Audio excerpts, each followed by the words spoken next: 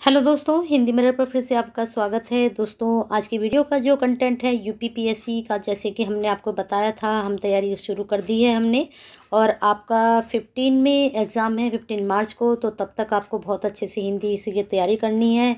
जो भी student assistant professor का पेपर देने जा रहे हैं, तो हिंदी मिरर पर बने रहिए हिंदी की तैयारी के लिए।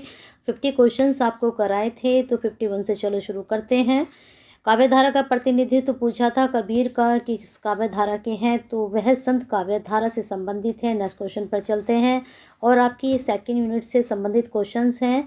और सेकंड यूनिट में जो आपका 2 पार्ट में डिवाइड है, और 2 पार्ट में आपका ये जो है निर्गुण और सगुण के बारे में है। जो आपका फिर आपका जो पार्ट है रीति काव्य है। रीति काव्य में फिर आपके हम फिर से 100 क्वेश्चन लेकर आएंगे। ये 100 क्वेश्चन आपके भक्ति काल से संबंधित थे। चलिए नेक्स्ट क्वेश्चन देखते हैं। कबीर आदि निर्गुण संत कवियों में ज्ञान मार्ग की जो बातें हैं वे हिंदू शास्त्रों की हैं, जिनका संचय उन्होंने रामानंद के उपदेशों से किया। तो यह कथन किसने कहा है? तो यह कथन कहा है आचार्य रामचंद्र शुक्ल जी ने।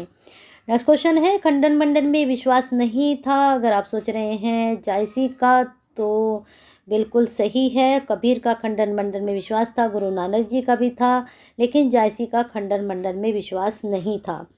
नेक्स्ट क्वेश्चन, निर्गुण ब्रह्म को जब भावना का विषय बना लिया जाता है, तब जन्म होता है किसका? सूफी काव्य का, संत काव्य का, रहस्यवाद का, या फिर छायावाद का?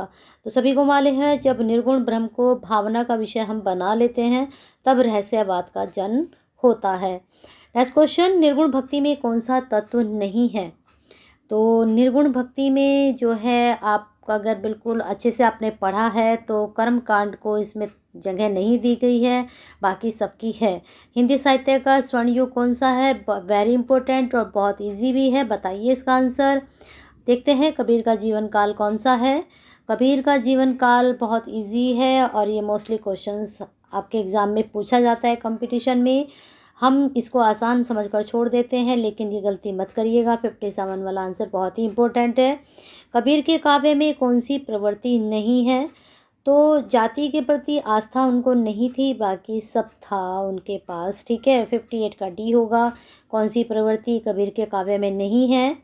ठीक है, प्रवृत्ति जो अभी बताया था मैंने, जाति पाति, वो नहीं मानते थे। चलिए आगे देखते हैं। नेक्स्ट क्वेश्चन बनेगा, कबीर की रचनाओं का संकलन किया। ये भी बहुत इंपॉर्टेंट क्वेश्चन है, इसको भी आप ज़रूर देखें। और ये किया था धर्मदास जी ने। नेक्स्ट क्वेश्चन पर चलते हैं। बीजक में क्या संकलित नहीं है? तो बीजक में देख लीजिए, जप्पू जी नहीं है। ये जो है जप्पू जी, आपको पता है, ये नानक जी से संबंधित है। बाकी सब जो है कबीरदास जी से संबंधित है। जायसी का जीवन काल अब यहाँ पर बताना है। कबीरदास जी के काफ़ी हो चुके हैं क्वेश्चन, जायसी के बारे में देखते हैं। तो जायसी का जो जीवन काल रहा है, वो 1492 से 1542 तक रहा है। जायसी द्वारा रचित काव्य ग्रंथ का नाम है, बहुत ही अच्छे इन्होंने लिखा है, लेकिन पद्मावत इनका सबसे ज़्यादा प्रसिद्ध ग्रंथ रहा है। बाकी सब भी इन्हीं के हैं, तो इनमें से सभी इसका आंसर जाएगा। पद्मावत का रचना वर्ष कौन सा है? तो 64 का अगर आप ए सोच रहे हैं, 1540 तो बिल्कुल सही है, ये इसका रचना वर्ष रहा है। नेक्स्ट क्वेश्चन, इनमें से कौन सा ग्रंथ सूफी काव्य परंपरा का पहला ग्रंथ माना जाता है? तो पद्मावत को तो नहीं माना जाता पहला ग्रंथ, तो हम इसको मानते हैं चंदायन को। इसके लेखक कौन हैं? तो ज़रूर बताइए, इसके कवि कौन है चंदायन के, इसके बारे में हमें कमेंट बॉक्स में बताएं। नेक्स्ट क्वेश्चन है, पद्मावत के अंत में दिए हुए कड़क में कौन सा प्रतीकार्थ हृदय के रूप में प्रयुक्त हुआ है? और कड़वक क्या है, ये भी आपको पता होना चाहिए। ठीक है, 67 का आंसर सोच रहे हैं सिंगलदीप, तो बिल्कुल सही है। कड़वक में कौन सा प्रतीकार्थ हृदय का जो रूप माना गया है, वह सिंगलदीप को माना गया है। पद्मावत की भाषा है बिल्कुल इजी, और बहुत पूछा भी जाता है, अवधी भाषा रही है। सो दिल्ली अस निबहुर देसु में दिल्ली किसका प्रतीक है? अब जैसे आपने सिंगलदीप किसका है, हृदय का है, लेकिन दिल्ली किसका प्रतीक है? तो 69 का अगर आप आंसर सोच रहे हैं इहलोक, तो बिल्कुल सही है। नेक्स्ट क्वेश्चन पर चलते हैं। इन सूफी काव्यों को रचना काल के आरोही क्रम में व्यवस्थित करना है। तो अभी मैंने आपको बताया था कि जो है मृगावती के बारे में, पद्मावत के बारे में, लेकिन अभी आपको बिल्कुल जस्ट मैंने बताया था कि पहले कौन सा जाना जाता है।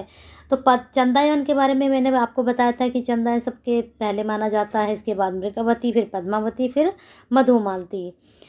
पद्मावती कहाँ की राजकुमारी थी? चित्तौड़, सिंगलदीप, दिल्ली की। तो बिल्कुल जस्ट अभी मैंने आपको सिंगलदीप के बारे में बताया था कि हृदय का प्रतीक था, तो ये पद्मावती जो राजकुमारी थी ये यहीं की राजकुमारी थी। सूरदास का जीवन काल है कौन सा है? सूरदास जी का जीवन काल 72 का अगर आपने सोच लिया है 1478 तो बिल्कुल सही है, और टाइम रहा है इनका 1583 तक। कौन सी रचना सूरदास जी की नहीं है? अब आपको अगर पता है सारी रचनाएं तो सिद्धांत पंचध्यायी उनकी नहीं है। कमेंट बॉक्स में बताइए सिद्धांत पंचध्यायी किसकी है। अगर हम आपको बताएं तो सिद्धांत पंचध्यायी जो है वह नंददास के द्वारा लिखी गई है। चलिए आगे देखते हैं, सूरदास के भ्रमर गीत का उपजीव्य ग्रंथ कौन सा है?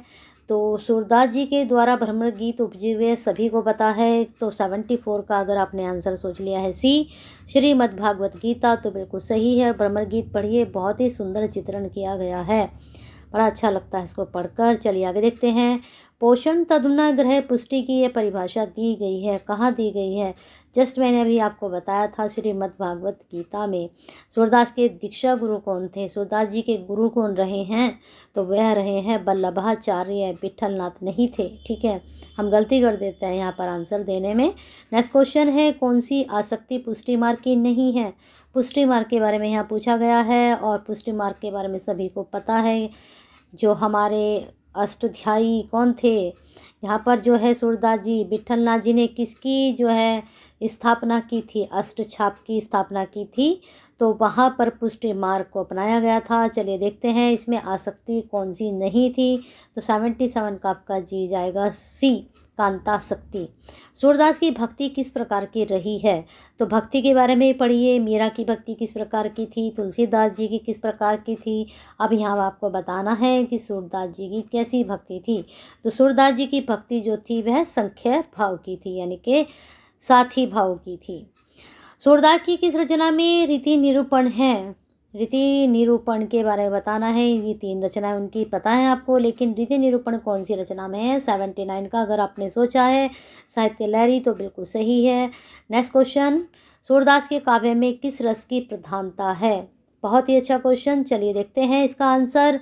80 का अब उन्होंने किसका वर्णन किया है? कृष्ण जी के बचपन का बहुत वर्णन किया है। तो सूरदास जी के जो रस की प्रधानता रही है वह वात्सल्य रस की रही है। श्रृंगार रस की भी बताते हैं, लेकिन वात्सल्य रस इनका महत्वपूर्ण रहा है।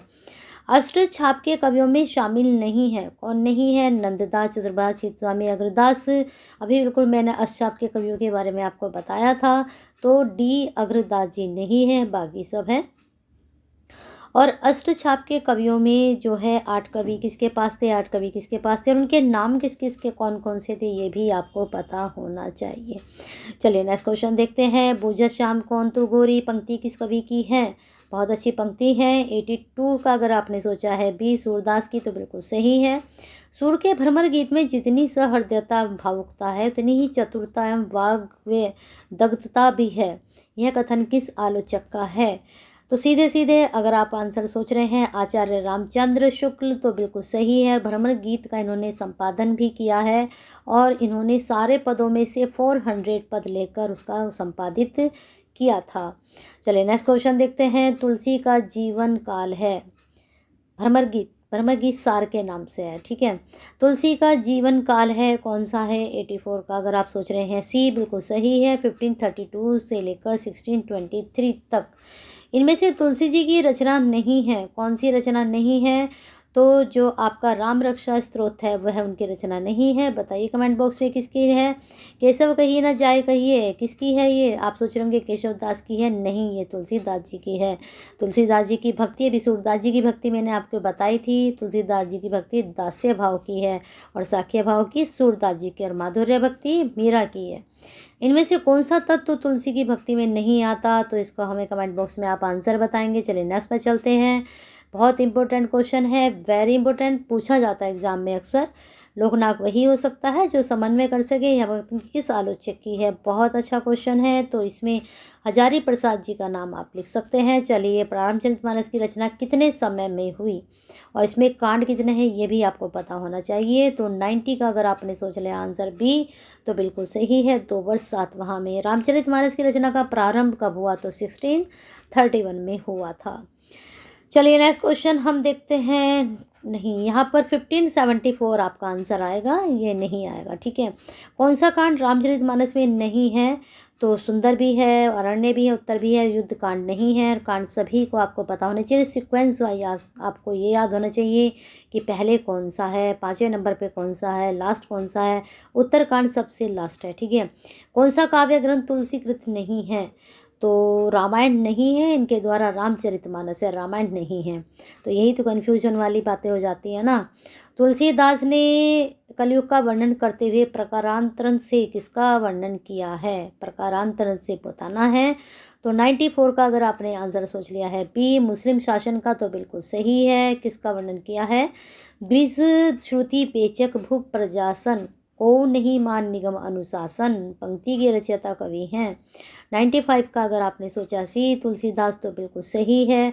अब यहाँ कालक्रम बहुत इजी है, बताइए लगाइए इनका कालक्रम कौन सा हो सकता है। और यहाँ पर ये इनकी जो है रचनाएं हैं, लगाई कुने रचनाएं नहीं है, किसी की रचना है, किसी का वाद है, तो आपको बताना है। सूरदास जी का के गुरु बताने हैं, कबीरदास जी के गुरु बताने हैं, जायसी का क्या है इसमें, तुलसी जी ने क्या है इसमें, तो सब आपको बताना है। यहाँ पर अलग अलग चीज़ें इन्होंने पूछी हैं। जैसे सूरदास जी का क्या है? पुष्टि मार्ग, अभी मैंने आपको समझाया था इसके बारे में। कबीरदास जी का क्या है इसमें? जल्दी से बताइए। इसमें रामानंद है। जायसी क्या? जायसी की रचना पूछी गई, अखरावट। और तुलसी का क्या है? विशिष्टाद्वैतवाद। ठीक है, तो इसमें अलग अलग चीज़ें यहाँ पर पूछी गई थी। नेक्स्ट क्वेश्चन, यहाँ पर सीधा सीधा संप्रदाय पूछी गई हैं, इसको आप बताइए कमेंट बॉक्स में और लगाइए इसका आंसर। नेक्स्ट क्वेश्चन है, शिवद्रोही मम दास कहावा, सोनर मोही सपनेऊ नहीं भावा में तुलसी की कौन सी प्रवृत्ति झलकती है? और आपकी जानकारी के लिए बता दूं, ये क्वेश्चन वेरी इंपॉर्टेंट है, 99 नंबर पे है और 99% ये एग्जाम पॉइंट ऑफ व्यू से बहुत ही महत्वपूर्ण है और पूछा भी गया है अक्सर। तो इसका आंसर 99 का अगर आपने सोच लिया है बी, समन्वयवाद, तो बिल्कुल सही है। नेक्स्ट क्वेश्चन है, अगुण अरूप अलख अजगो जोई, भगत प्रेम व सगुन सो होई का मूल भाव इनमें से क्या है? तो 100 का अगर आपने आंसर सोच लिया है ए, निर्गुण और सगुण का समन्वय दिखाया गया है, तो बिल्कुल सही है। तो इस प्रकार से आपके 100 क्वेश्चंस हमने कंप्लीट कर दिए हैं। नेक्स्ट वीडियो में मिलते हैं आपके साथ रीति काव्य के लेकर, रीति काव्य के भी आपको 100 क्वेश्चंस कराएंगे। और ये जितने भी 100 क्वेश्चन आपके होंगे वेरी इंपॉर्टेंट होंगे, ऐसे आलतू फालतू कई क्वेश्चंस नहीं होंगे कि आपको बिल्कुल ही रटा दिए जाएं। 100 क्वेश्चन होंगे, अच्छी क्वालिटी वाले होंगे, आपको पसंद भी आएंगे और आपको लगेगा भी कि एग्ज़ाम के पॉइंट व्यू से प्रश्न बहुत अच्छे हैं। वीडियो पसंद आई है तो लाइक कीजिए और अपने यूपीपीएससी की जो है तैयारी कीजिए अच्छी से, असिस्टेंट प्रोफेसर की शेयर कीजिए सभी के लिए जो तैयारी कर रहे हैं यूपीपीएससी असिस्टेंट प्रोफेसर के लिए। और एक कमेंट बॉक्स में कमेंट जरूर कीजिए कि आपको जो कंटेंट दिया जा रहा है वह कैसा है और आप और किस तरह का कंटेंट हिंदी मिरर से चाहते हैं अपनी तैयारी के लिए। फर्स्ट पेपर की भी तैयारी जल्दी ही शुरू की जाएगी, तब तक बने रहिए हिंदी मिरर के साथ। सब्सक्राइब नहीं किया तो कर लीजिए, बेल आइकन हिट नहीं किया तो कर दीजिए, जिससे नई वीडियो के नोटिफिकेशन आपको टाइम से मिलते रहें।